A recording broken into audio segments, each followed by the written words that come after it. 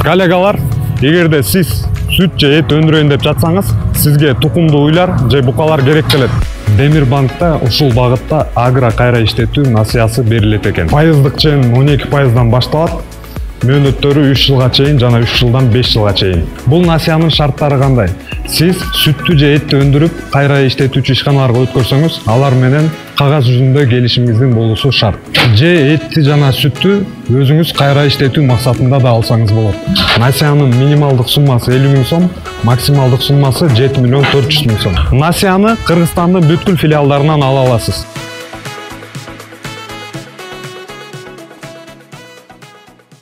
Салам алейкум, коллегалар. Биз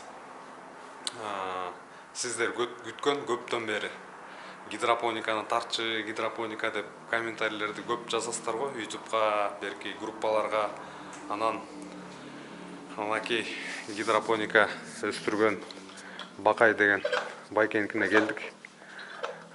Салам алейкум. Алейкум. Кандайсыз, жакшысызбы? Өзүңүздү тааныштыра кетиңиз. Атым Бакай. Ошол гидропониканы жасап баштадым мен. Чөптү. Арпадан жасап атабыз. Бул идеяны мага бир досум сунуштаган. Анан мен ушу менен кызыгып калып, окуп, үйрөнүп, ушуну жасап мал алып, малга берип ушуну баштадым. Чет жактан окуп келдиңизби же кандай кылып кантип үйрөндүңүз? Бир казак бир тууган үйрөттү да. Ошол үйрөтүп. Ошо менен жасап баштадым. Өсүп калган малында келдик. Биз дагы Бакай байке менен бир 3 жума чалышып атып, мынакей ошол күн келди. Көп кишилер менен эле видео тартканда ошончо убакыт алып атат, мен сүйлөшкөндө. Кичине кыйыныраак болуп атат да, анан күтсөк, мынакей жыйынтык ушундай болот экен. Эми ушул жерге келип отурабыз. Бул жер канча бөлмө? Бир 30 чарчы метр, 30-40 примерно ошондой болот. 30-40 эле мондай полкалар жасадык. 6 метр. Бир жагы 6 метр, бияга 6 метр. Эки жака тизе тургандай кылып жасадым. Могу жака эки разнос. Буну кичине туура эмес кылып турбуз да, муну. Баягы размерин адашып, могу жерге. Экөөнөн да место ашып калат атпайбы? Мындайчы. Расчет кичине туура эмес болуп калган. Анан наркы жака дагы ушундай эки-экиден кетет да. Жети кабат. Жети кабат. Ушул 7 күндүн чөбү. Биринчи күн сепкенин, ушуну 7 күн подряд сепип кете бересиңер, биринчиси даяр болуп, биринчисин алып кетесиң, ордуна эле башканы септиң. Экинчи күнү кайра буну алып кеттиң, анын ордуна кайра башка септиң. Ошентип эле конвейер болуп эле күндө чыга берет да булчу. Разностордо болсо, мындай эле столовый разнос обычный эле. Столовыйда разностор бар го.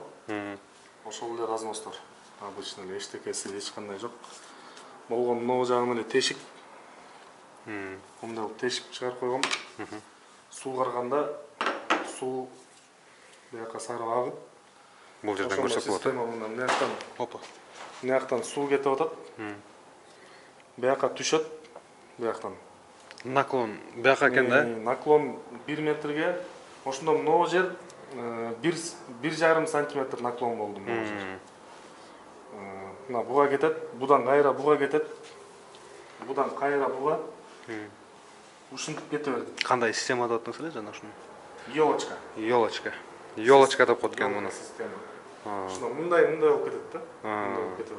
Могу башынан сугарганда суу сарып кетип туруп, аягына келеткен дагы эң алды менен агып кетет экен да. Агып кетет сливка. Потенциал канча килограмм? 50 разнос батып атат могу жерге. 50 разнос? 50 разнос батат. Бир күндүккө. Бир күндүккө 50 разнос батат. 50 разносуна деген күндө готовый продукциядан ар бир эмеге мен 1 килограммдан сеп атам да. 1 килограммдан? 1 килограммдан сеп атам. 1 килограммдан 5, 6, 7. Средний, минимальный 5 килограмм чыгат. 5 килограмм чыгат. 1 килограммдан. Адамда көп чыгарса болот. 7, 8, 10го чейин чыгаргандар бар. Мага үйрөткөн ошо киши 10 килограмм чыгат 1 килограммдан. Мен ошондуктан вообще жеткире албай койдум да. Меники 7-8 чыгып атат. 10 килограммга эми буюрса чыгарабыз эми. Аракет кылып атабыз ошого. 5 килограмм деле бул аз эмес го дейм, жакшы эле го. 5 килограмм сонунда. Абдан сонун. Ошондо 50 разноско 5 килограмм бир мүшөк арпа кетет экен. Анан ошол чыкканда Мешок кетпейт. Бул жазалап атканда сууга турат да. Суудан бул еще көбөрөт. Дагы масса набирайт. суу кошулат. Суу кошулат. Ошондо ошол вести санаганда 1 килограммды себип атасың да. 1 килограмм себилеп, Анда бир мүшөктөн аз экен да. бир мүшөктөн аз 30 килограмм 50 разноско жетет. 30 килограммдан 50 килограмм чыгат. Суу болуп чыккандан кийин, Суу Сууга болуп чыккандан кийин. чыланып чыккандан кийин, Сууга чыланып турат. Ошондо ошол расчет менен ноога 1 килограмм себилет да. Уже көбөргөн маалында. Анан ошол 1 килограммдан дагы 6-7-8 килограмм чыгат. Дагы. Ошондо если общий санаганда бирге мисалы меники бир 7 килограмм чыгып атат да. Жанагы эң башкы баягы сууга чылаганда дагы бирге бир кошулуп атат да. Почти 30-тан 50 чыгып атат мисалычы. Ошондо меники мисалы бирге 9, бирге 8 кошулуп атат деп мен эсептейм да. Жанагындай тетиги арпа мисалы мешокту арпа 30 килограмм 50 килограмм чыгат. Мен ошону санайм да. 50 килограмм 30 килограммдан мен канча алып атам? Мисалы 30 килограмм 50 разнос болсо 250 килограмм. 5 килограммдан эле санасаң эле мисалы 250 килограмм чыгып атат да. 30 килограмм арпа киреткен дагы, анан 250 килограмм ушундай минимум даяр гидропоника ушундай тейден чыгып кетет экен. Муну малдарыңызга, Жылкыларга берип атабыз. Жылкылар байланган жылкыларбы? Уйларга деле берип көрдүк, койго деле бердик. Ал жылкылар байлоодогу жылкыларбы же мындай деле? Мындай деле. Талаада жылкыларга берип атасыздар. Ошолорго берип атабыз. Кандай болот экен? Жакшы жейт. Башында бир аз кичине жыттап эме болуп, алардын да жеген аябай кызыктуу да. Келет дагы бир аз башында жебейт. Жыттап коюп эме кылып коет. Анан түндө калтырып атабыз, түнкүсүн калтырасың да эртеңден келсең уже жок. Эртеси күнү алып келип салсаң уже тиги чөптү жебей болот да, буну жеп атат да. Ошондой болуп жеп атат. Демек көнүшү бир саат эле экен да, бир 3-4 саатта жыттап. Бул 50% мисалы мал 50% ошентип тандап жеп атат да. Башында жебей коет. Анан даамын татып алганда эми уже уруп атат да. Кээбиркилер болсо жеп туруп эле уже болду, тигилердин талашып иттей жеп аткандар бар да. Мисалы бир жылкыга бир 5 килограмм ноу бир разнос кетет ноу. 5 килограмм. Бир бергенде? 5тен да көп болот. Мончалык кесип алып атам да. Ошондо 5 килограмм болуп атат. Ошол бир жылкы 5 килограммды жейт да. Канча мал? Байлап атканда. Канча мал жейт ошондо? 2 мал. 2 мал. Ошондо 10 килограмм 2 разнос. Жейт да. Анан буга деген бир аз чөп аралаштырып берсе болот дегендейчи. Пресс чөпчү. Но мисалы майдалап туруп эле.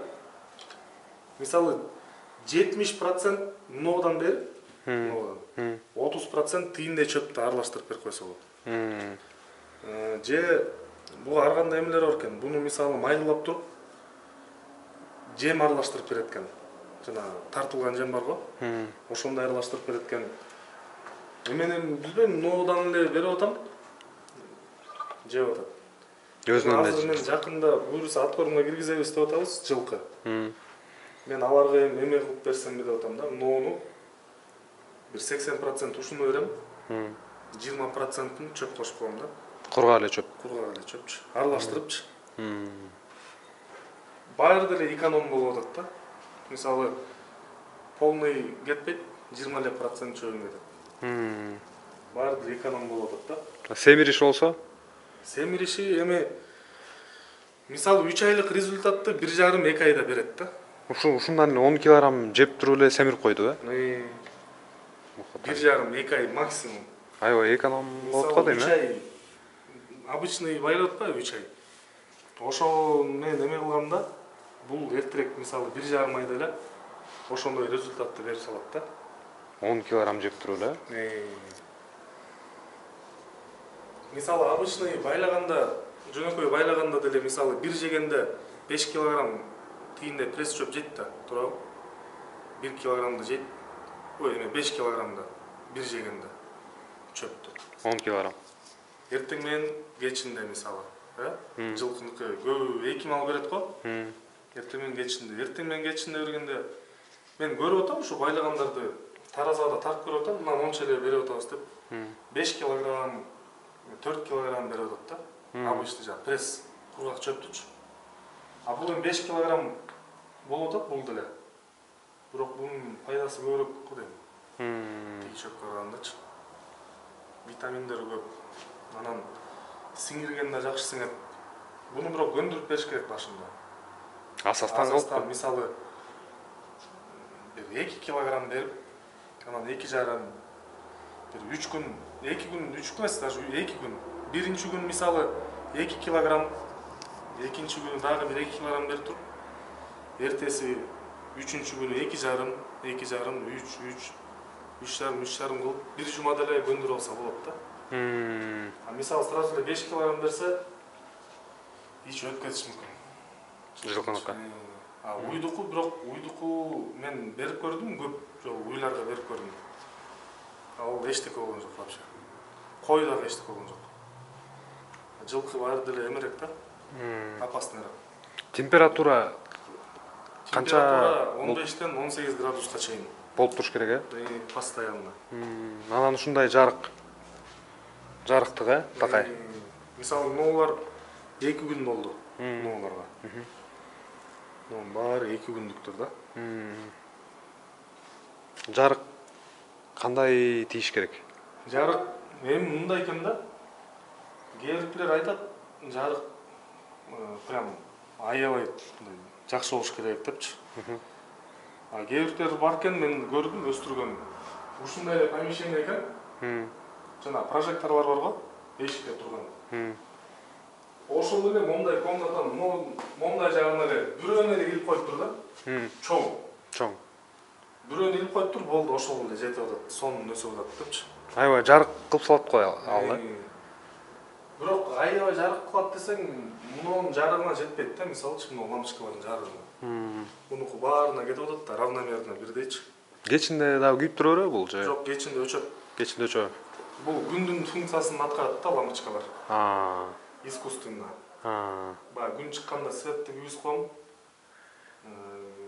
Күн эме болгондо, киргенде өчүрүп коем. Жаратылыш, эшиктеги жаратылышты бүт туура айт экенсиз да, ичинен, сугарып, жаан жаадырып, күн нурунан берип, жаан жаап коет.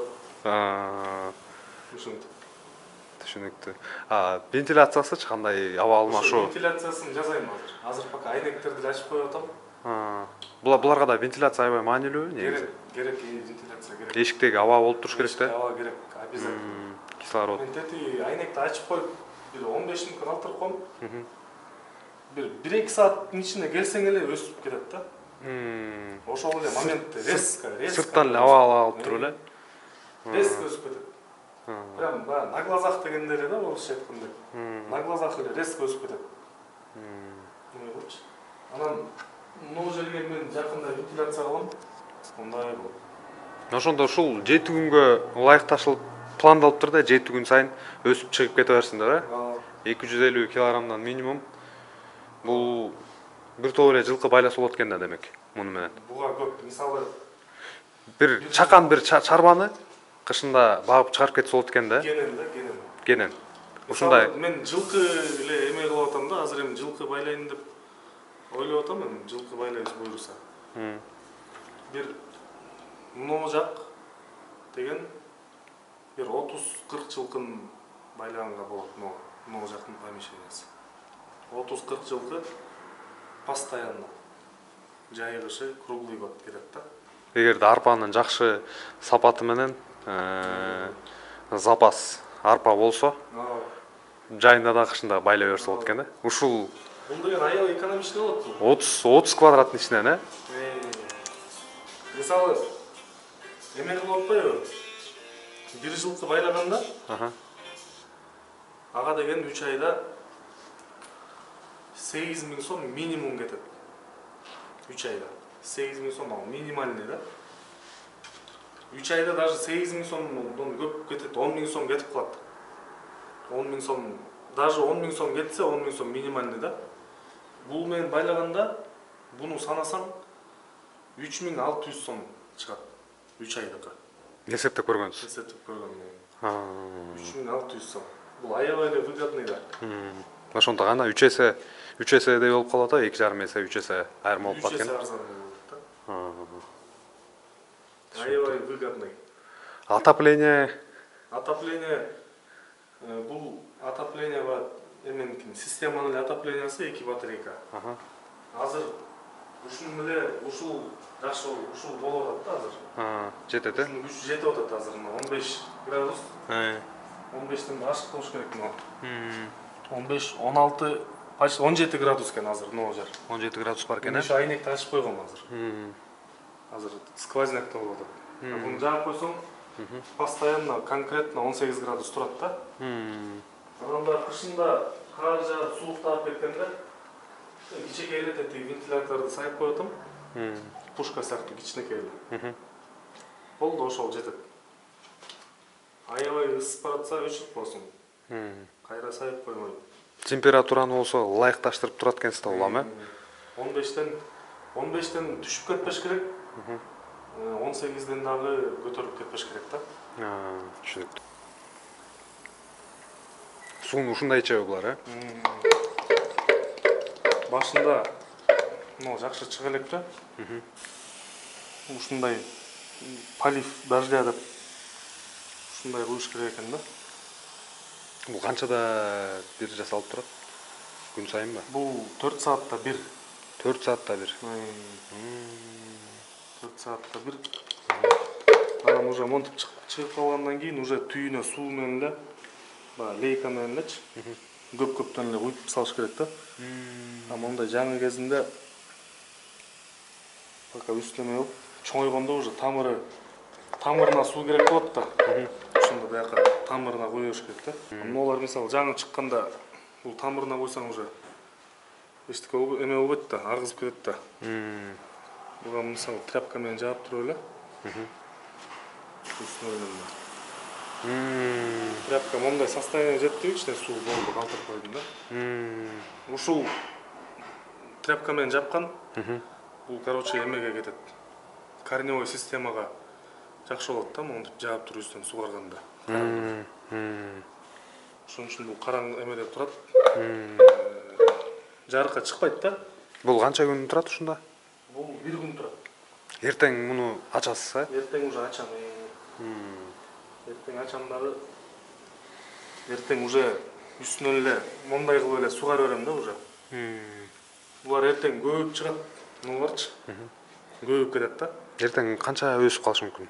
Жок, эртең пока өспөйт. Өспөйт да? Эртең мына мондай болуп өсүп калышы мүмкүн эртең. Мыналар, көрүң, мыналар уже чыгып баштабадыбы? Ушулар уже акырындан чыгып баштайт. Мыналар. Бул башында мындай болуп чыгат да, ак болуп. Монтипчи. Анан ушдан биягынан кетип атпайбы, мына көрүң, кичинекей болуп мыналар. Жашылданбы? Жашылдан мыналар. Ушулар уже чыгып баштайт да. Бул деле ошол. Мыналар уже акырындан чыгып атат. Эми ушулар мисалы мыналар 3 күндө чыкты. Мыналарчы. Бул ушу 2 күн, 3 күн ушинтип турат. Мында кичине бир аз чыгат дагы уже 2-3 күндөн кийин уже ростко кетет да, мондай болупчу. Мыналар да болуп уже. Буну короче кечинде келесиң, сугарып кетесиң, эртең менен келсең уже вообще өсүп кеткен болот да, барчы. Ушу менен 7 күндө эле бул уже даяр болот уже. Бир 10 сантиметр болот экен, 10, 12, э? 12 сантиметр бунуку. нормальный да. Ошо менен бере берсе болот малдарга. Даже много боюнча эле берсе болот. Ошо боюнча деле. Ошо боюнча деле берсе болот да. Тиги эми бирок баягы Тиги эми салмакка да. жакшы. Бул баягы чөбү да бар. Биринчиден но чөп болот атпайбы? Жашыл чөп жейт. Кышында жашыл чөбү. Могу жакта өнбөй алган арпалары бар тигине. Мына жактачы. Экинчиден ошол арпа жеп атабы? Ал арпа. Анан үчүнчүсүндө уже мына тамыры жеп атат да. Эң основной нерсеси. Три в одном болуп атат да булчу. Азыр саат Өтө буну көп кылчылап жибербеш керек да. 5-терге чукулдап калды. Кечинде дагы бир сварк болуп ошондо 4 сааттан кийин. Ошондор 9дарда бир суугарып туруп, анан 11де мындай монто эле бир өтүп кетип атам да. Элечи. Монто туруп эле өтүп кетем да 11де. Эми ал мен өзүм ошондой кылып атам, андай тиги мондай прям конкретный указания буга жок да, мындай кылыш керек депчи. Мен өзүм эле просто мисалы азыр муну суугарып кеттим. Өтө былчылдатпай да. Ал аябай былчылап жүрсөң да эме болуп кетет да, көгөрүп кетет экен. Булчу. Көгөрүп кетет суу көп болсо. Ошон үчүн нооларды суу агып кеткиле жасагам да. Мисалы ноодон азыр өзүн спит неметет да, сиңирет но суунуч. Сиңирет да лишний ноо жагынан саргып эле агып калат өзү элечи. Бир аз тамчы болот. Буну ба сууга берип уже примерно билесиң да качан канча суу жетет. Мисалы. Ушинтип эле бир суугарып кетмей. Кечкисин саат 9да азыр 5 болду, саат 9да бир суугарып коем ушинтип туруп эле. Анан 11де жатаарда Бул өзүм келип атам да монтип эле. жаңагындай бакчада жайында иштеп жүргөнгө эле окшошуп кетет экен да. Кышкысын, Бирок буну жай кышы чыгарсаң деле мындай жумуш өзү негизи кандай жумуш экен, мындай көңүлгө жага турган жумуш болот экенби же түйшүктүү жумуш катары эсептелинет экенби? Буга көп эң түйшүү көп экен дейт да. Бирок эми баягы өзүң сүйүп жасасаң оңой. Кызыктуу, Кызыктуу булчу, аябай кызыктуу. Мен де негизи баягы элдерге деле айтып берчүмүн да. Гидропониканы сурай беришчү да, текшерип бербейсиңби, кандай экен, малга кандай болот дегенде мен кызыга берчү эмесмин да, ошо түйшүгүнөн качып элечи. Жакшы деле болбойт эми жазса, муну массалык түрдө көп киши жазамак. Дечүмүн да, анан негизи азыр көрө баштадым да. Мына сизди көрдүм. Бизде азыр эми жасап башташты. Жаңыдан, анан абал ушундай болуп турса, быйыл да кар жааган жок. Жазында эми тилип атабыз Кудайдан жаан жаап берсин депчи. Бирок эгерде андай болбой калган учур болсо, жайкы мезгилде да ушинтип Россиядан арпалар келсе, даярдап берсек болот экен да.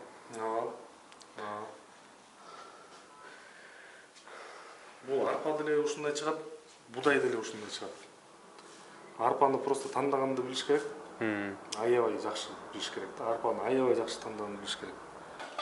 Коллегалар, гидропониканы мисалы азыр биз бул видеого батыра албайт экенбиз ал нерсенин баарынчы. Анан үйрөнөм, ушул нерсени жасайм, үйрөнгүм келип атат. Өзүмдүн чарбамда, үйүмдүн шартында ушундай нерселерди жасайм десеңиздер, Бакай байке үйрөтөт экен. Үйрөтүү акылуу болот дейт. Анан бул Бишкекте да, Бишкекте рабочий городок жакта телефон номерлерин ушул жерге таштайм. Чалып, байланышып, үйрөнөм дегендер үйрөнсөңүздөр болот да. Анан поток сыяктуу кылып уюштурабыз дейт, 10 кишиден деп. Анан 4 күн бир процесс болуп, баягы нөлдөн ошо гидропониканы өстүрүп кетүү боюнча аягына чейин. Кааласа 7 күн дейт. Анан өзүңүздөр чалып, байланышып, анан келип үйрөнсөңүздөр болот экен да. Бишкекте да, башка жерде жок. Мисалы Оштон, Баткенден келем десеңиздер, пландап алып, Бишкекке келип, анан үйрөнүп, анан кайра кетип калсаңыздар болот. Бүткүл нюанстарды баягы өзү байке эмнени үйрөнгөн болсо, ошонун баарын үйрөтөт экен. Мен болсо достор баягы гидропониканы көп кишилер сурабады эле, анан мен кызыкчу эмесмин негизичи. Анан атайын ушу сиздерге издеп гидропоника өстүргөндөр мына экинчи видео болуп атат бул. Анан аябай кызыктуу экен. Биздин азыркы шартта демек жасаса болот экен да, практика жүзүндө мына жасап аткан кишилерден өзүм дагы көрүп атам, малдарына берип, берки Бейшен байкенкин дагы көрдүк, аныкы да аябай мыкты экен. Демек боло турчу нерсе экен да булчу. Мейли, Бакай байке, ишиңизге ийгилик. Рахмат. Көрүшкөнчө эмки видеолорго чейин.